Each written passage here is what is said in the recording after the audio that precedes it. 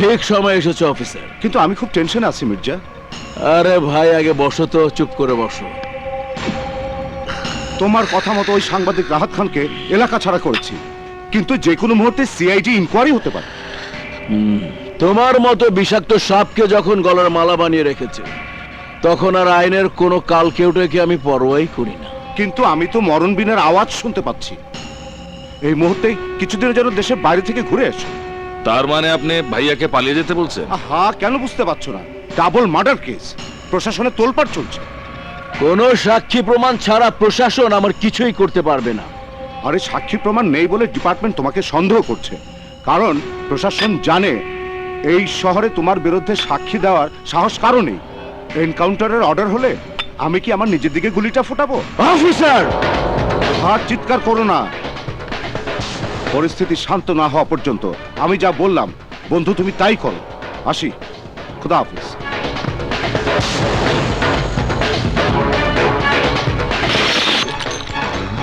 ছোট, তুই আমার সাথে চল। না ভাই, দুজনে একসঙ্গে চলে গেলে সবাই ভাববে আমরা ভয়ে পালিয়ে গেছি। তুমি যাও, আমি এদিকটা সামাল দিচ্ছি। হ্যাঁ, তোমার নামে কোনো ইনকোয়ারি যেন কাজে না লাগে, আমরা সেই ব্যবস্থাই করব। তাহলে আমার যাওয়ার ব্যবস্থা করো। মনে রাখবা, রাজা রাজা হি রহেগা।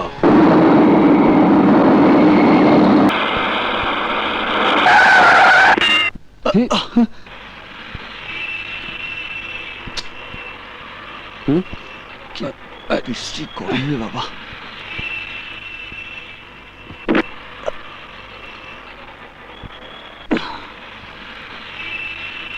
বেটা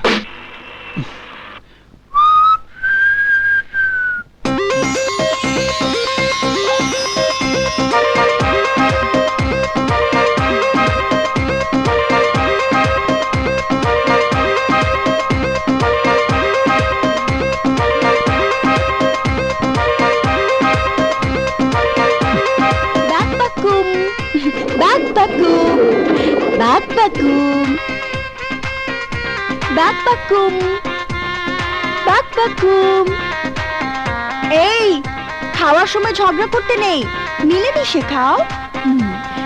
বাকবাকুম। এই যে আমার দাদু ভাই। আচ্ছা, তোর কি আর কোনো কাজ নেই? রোজ সকালে ঘুম থেকে উঠে কবুতর গুলোকে খাবার দেওয়ার জন্য ব্যস্ত হয়ে পড়িস, আর এই ছাদটাকে নোংরা করিস। নোংরা ছাদ পরিষ্কার করা যাবে, কিন্তু খাবার না দিলে ওদের ক্ষুধা যাবে না।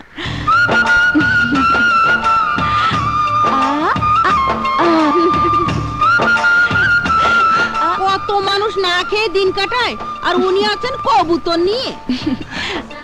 মানুষ স্বার্থপর, স্বার্থ ফুরিয়ে গেলে আপনজনদের ছেড়ে চলে যায়, কিন্তু পোষা কবুতর যেখানেই যাক সন্ধ্যার আগে ঘরে ফিরে আসে। তা ঠিক। मैंने पैर के ছবিতে দেখেছি, নায়িকা কবুতরকে চিঠি দিয়ে বলেছে, কবুতর যা যা যা। অমনি কবুতর গিয়ে নায়ককে চিঠি দিয়ে এসেছে। তোর মনেও কি সেরকম কিছু আছে নাকি? কি যে বলো না দাদি, তবে এগুলো কিন্তু জালালি কবুতর, এদের সেবা যত্ন করলে মনের আশা পূরণ হয়। তোমার মনে যদি কোনো আশা থাকে, তাহলে আমার মতো প্রতিদিন সকালে ওদের খাবার দিও। সবাই ওঠান, বাস ঠিক আছে, ওঠান ওঠান।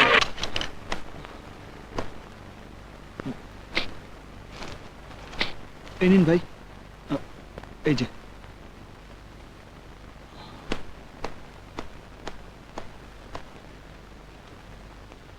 হ্যালো, পুলিশ ভাই।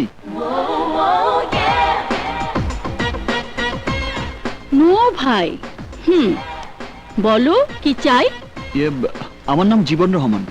বুঝতে পেরেছি, conditional bail. Yes madam. Shahed, হাদিয়াটা নিয়ে নাও। আসুন, বসুন।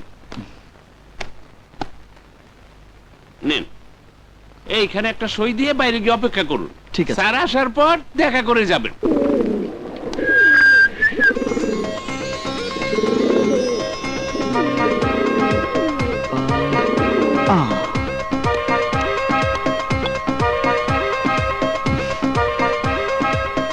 বাকবাকুম বাকবাকুম।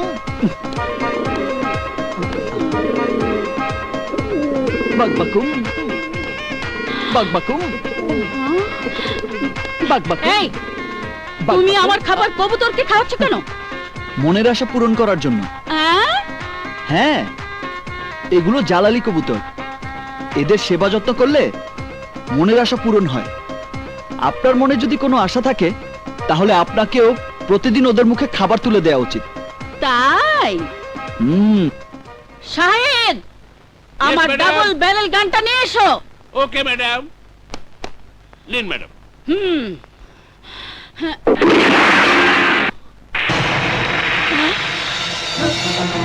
নিন ম্যাডাম। না না না, না, আপনারটা আপনিই নিন।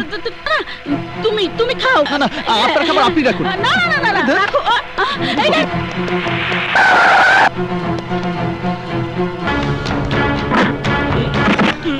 চল চল এই ঢুকা লাগাবে ঢুকা।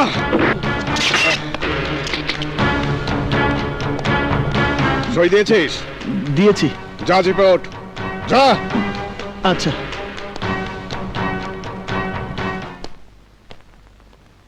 চাচু, কমল, ওয়াও মাই গ্রেট সান। চাচাকে পেয়ে খুশিতে একেবারে আত্মহারা। সামনে পরীক্ষা, যাও পড়তে বসো, যাও। চলো চলো। বড় ভাই পুলিশ অফিসার বলে এখানে তুই যা খুশি তাই করবি? তা কিন্তু হবে না। ভাই হলেও আমি কিন্তু তোকে ক্ষমা করব না। আরে মামা, তুমি কখন এলে? এই তো কিছুক্ষণ আগে।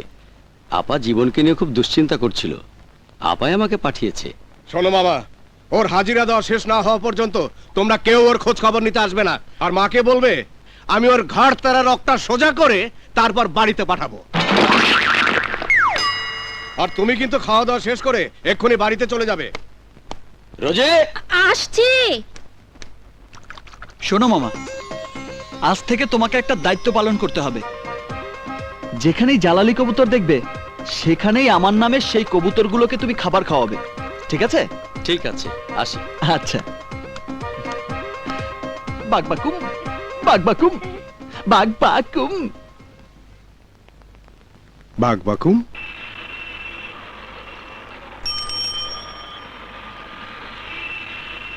নাম। এখানে কি চাচু? জানিস, ওই বাড়ির ছাদে আমি তোর হবু আন্টিকে দেখেছিলাম। চাচু, একদিন দেখেছো বলে কি আজও তোমাকে দেখা দেওয়ার জন্য আসবে? হ্যাঁ, আমার মন বলছে আমার জন্য ও ঠিকই আসবে। উনি আমার আন্টি হবে? হুম, বলেছিলাম না আসবে, এই তো এসেছে। এর কারণে কষ্ট করে তুমি এত দূরে এসেছো? কেন, কি হয়েছে? ওরে বাবা রে, কোমর ব্যথা করছে রে। এই তোমার পছন্দ? পছন্দ হবার মতো বলেই তো পছন্দ হয়েছে।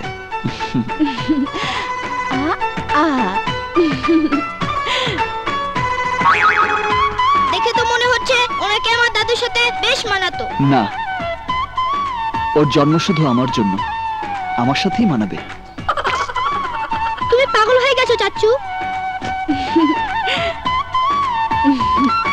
হ্যাঁ, ওর প্রেমের পাগল। তুমি মরেছো চাচু। হ্যাঁ রে, সত্যি আমি মরেছি।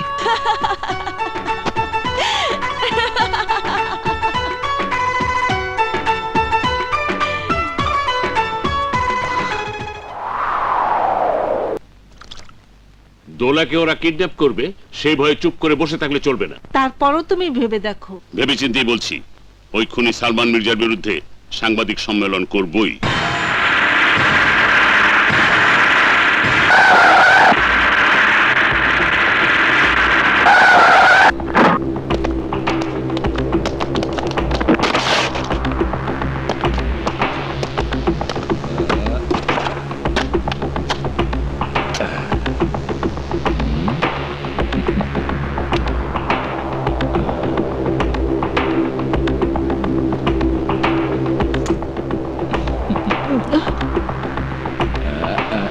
এদিকে এদিকে।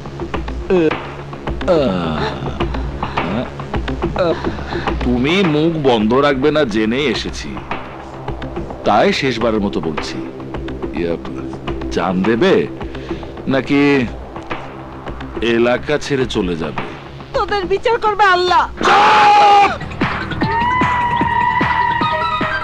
আমার ভাইয়ের বিরুদ্ধে সাংবাদিক সম্মেলন করার চিন্তা বাদ দিয়ে আজই এলাকা ছেড়ে চলে যাবে কিনা বল। না বল না বল বল যাবে কিনা বল। না। তাহলে চিরদিনের জন্য তোর এই জবানটা বন্ধ করে রাখ।